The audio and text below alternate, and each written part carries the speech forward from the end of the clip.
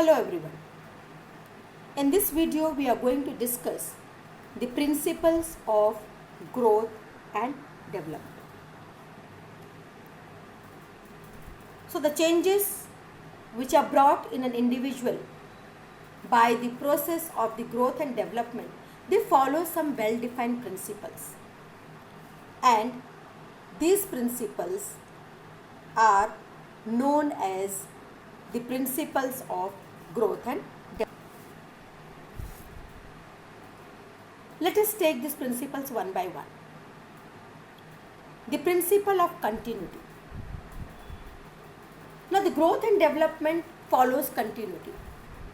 That means there is nowhere where it stops. We know that growth after a certain point stops, but the development is continuous process. So this goes from worm to tomb and never ceases. So an individual starts his life with a tiny cell which is developed in the body, and later on slowly and slowly from that cell he develops into a full individual. And this development, as we had seen, is taking place till the end of his life.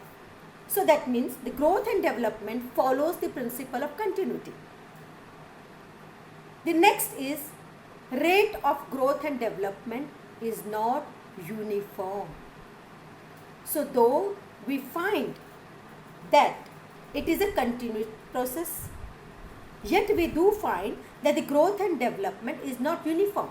That means at each stage the growth and development is not in the same phase, or it is not in the same speed.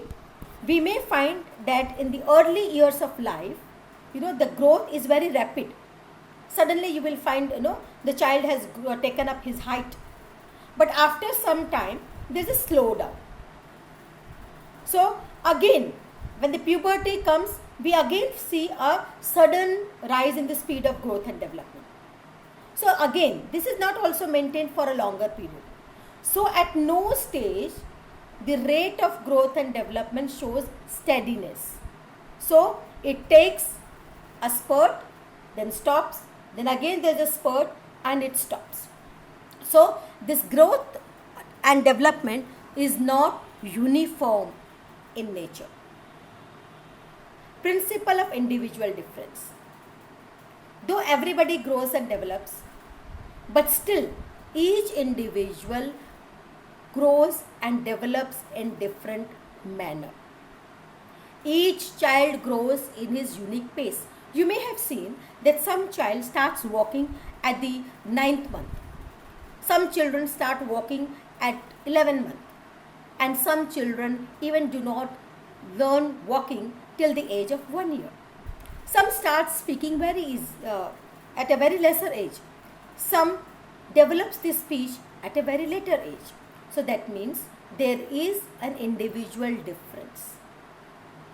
So this individual difference among the children will lead to a change in the growth and development process. So each child will grow in his own unique pace. Uniformity of pattern. As we have seen in the earlier point, the development does not proceed at a uniform rate. And we do find there is an individual difference from one individual to another. But still, we follow that there is a definite pattern. The child will never start running before, learning to crawl. सीधा कोई चलने नहीं लग जाता है. वो पहले जो है गुढ़े लिए चलेगा, क्रॉल करेगा, धीरे धीरे जो सहारा लेके खड़ा होगा और फिर उसके बाद वो चलने लगेगा और उसके बाद भागने लगेगा. We will never find a child who will directly start running. So that means the pattern remains uniform, though the speed of this or the process may be slow in some and fast in some. But we do find that there is a definite sequence or pattern in all the individuals. So, for example, the motor development and the language development in all children seem to have a definite sequence. First you will take up some words, you will blabber, and then you will take some words and then sentences, and then followed by the other patterns. Next, development proceeds from general to specific responses. So, as we have seen that when the child grows, he is not able to decide about a particular person. Like he doesn't know that this person is his mother. So earlier, all the ladies will be recognized as mummy. All the men will be recognized as papa. All the four legs animals will be recognized as dog, if he is familiar to dog. Later on, this child comes to know that no, all females are not my mother. Only a particular lady is my mother. All male are not my father. Only a particular person is my father. And slowly he develops that only this person is my father. So, again, a child waves his arms in general and he will make some random movement. Okay, like suppose if he wants to pick up certain things, he cannot simply go and pick that particular thing. वो अपना हाथ पाँव मारता रहेगा. Okay बाद में धीरे धीरे उसको समझ में आता है कि अगर मैं ये हाथ को यूँ करूँगा तो मैं इन हाथ से इस चीज़ को उठा सकता हूँ. So first there is some kind of general behavior and then there is a specific behavior. Okay, so this is also same in all, that you proceed from general to specific responses. This is how all the child will have the same kind of behavior. Now this growth and development is interrelated. Okay, because we are talking about growth and development in various dimensions like physical development, mental development, social development. Now these all developments are interrelated and interdependent. Like physical growth and mental growth, they are interconnected. So growth and development in any one dimension will also affect the growth and development in the other dimension. For example, the child who is above average intelligence, okay, are generally found to possess above average physical and social development. If there is a lack of growth in one dimension, then there is a possibility that there will be also a lack in some other dimension. That is why we say that any child having a poor physical development will also lead to poor emotional, social and intellectual development. That's why I say कि बच्चे को अच्छा खान पान करना चाहिए. अगर अच्छा खान पान होगा, हेल्दी फूड होगा, तो हेल्दी फिजिकल डेवलपमेंट अच्छा होगा. फिजिकल डेवलपमेंट अगर अच्छा होगा तो बाकी के भी उसके जो development phases, emotional development, intellectual development, उसके ऊपर भी उसका असर होगा. So all this development in different aspects are interrelated to each other. Development is predictable. We can predict, like when we see that the child is growing, और हम बोल सकते हैं कि इसकी हाइट जो अपने पापा पे जाएगी, ये नहीं लंबा होने वाला. Like this we are predicting. So that means we are able to predict. And on what basis we are predicting? We are predicting on the basis of the rate of growth and development of a particular child.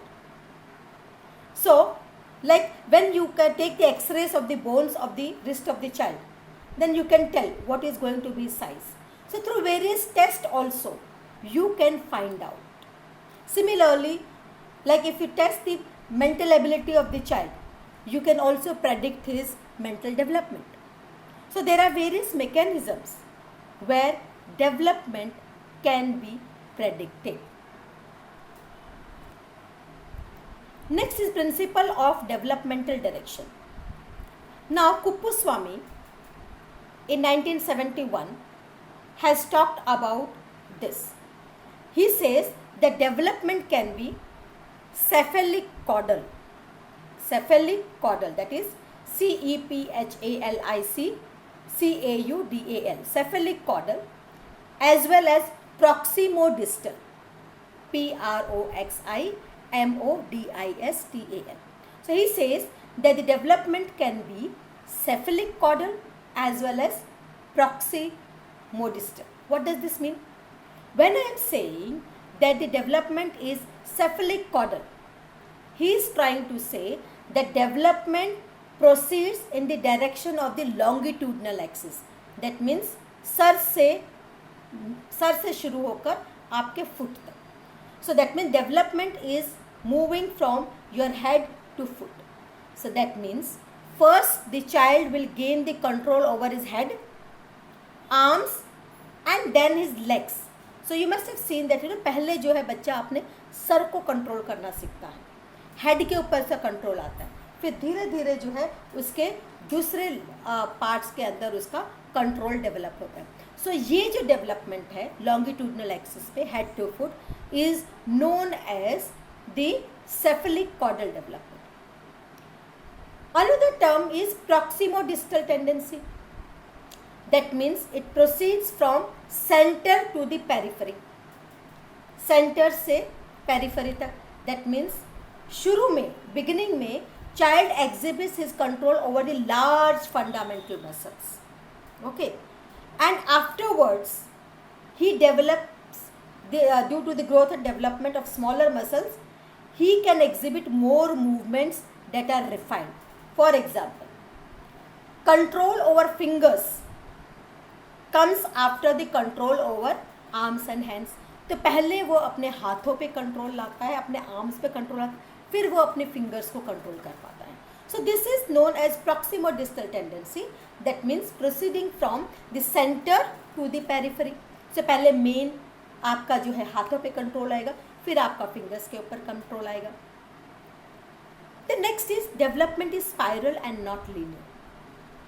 So the child does not proceed straightly on the part of development with a constant pace.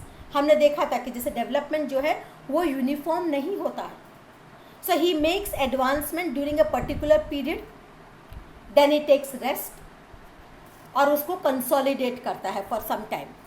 फिर वो वापस जो है advance करता है, then again he consolidates. So जो ये रुकाव आता है, आप ग्रो करते हो, फिर आपका ठहराव आता है, फिर ग्रो करते हो. सो इसको हम बोलते हैं the development is spiral in nature. That means you are growing, then stop, there is a stop and you are consolidating that growth, again there is a growth, then there is a stop and you are consolidating that growth. So this is spiral in nature. And the last principle is growth and development is a joint product of both heredity and environment. So the growth and development is influenced by both heredity as well as the environment. When I talk about heredity, heredity means it is the chromosomes or the genes which you take up from your parents.